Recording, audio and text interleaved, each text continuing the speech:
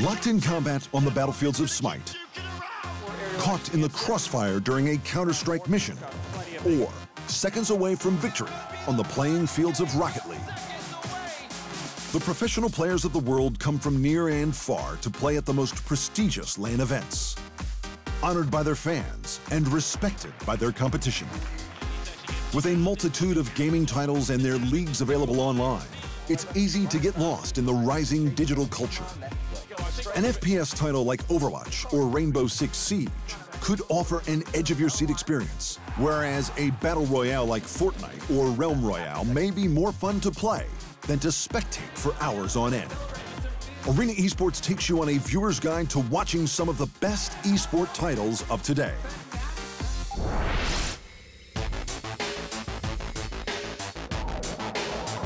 Dating back as far as the arcade era, fighting game community or FGC titles have brought about a new age of fair, intense, and exhilarating video game competition. Similar to real-world fight sports, players take to the ring in what is generally played as a one-on-one brawler, bumping fists in a best-of-3 or best-of-5 rounds.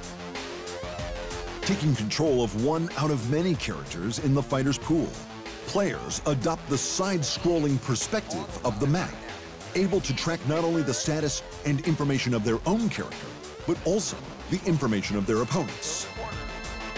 The general idea behind FGC titles is to land strategic moves onto your opponents, all while blocking or mitigating incoming attacks.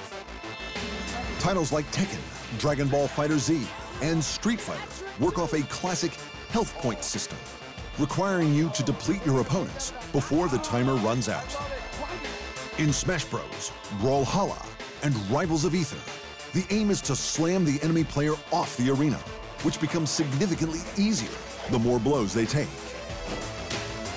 Depending on the title, most FGC players choose to learn and master only a handful of playable characters, giving them alternative choices when going up against particular opponents.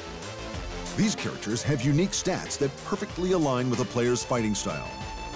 A slight delay in jabs or strikes may feel undesirable to one player, but absolutely essential to another.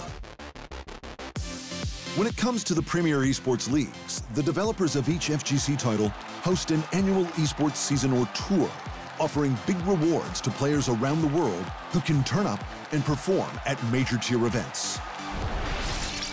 These official tours give players the ability to play in online qualifiers and LAN events, accumulating points based off tournament placement that work towards their seat at the end of year finals. The Dragon Ball FighterZ World Tour, however, does not have a point standing system.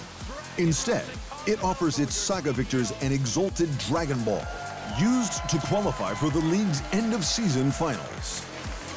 Massive FGC festivals like EVO and CEO will host some of the biggest premier tier events for each of the leagues, offering generous prize pools and tour points to both local and international talent. The global fighting game community and its leagues take pride in being a multicultural competitive setting, giving would-be pros from all walks of life a chance in the spotlight. You never know if the next fighting game world champion is a South Korean legend, a Japanese sensation, or a North American superstar. When watching fighting game esports, the screen can be broken down to show a variety of useful information. In the Street Fighter series, the players, their current scores, and their team logo are displayed at the top of the screen, along with the current game timer and health remaining.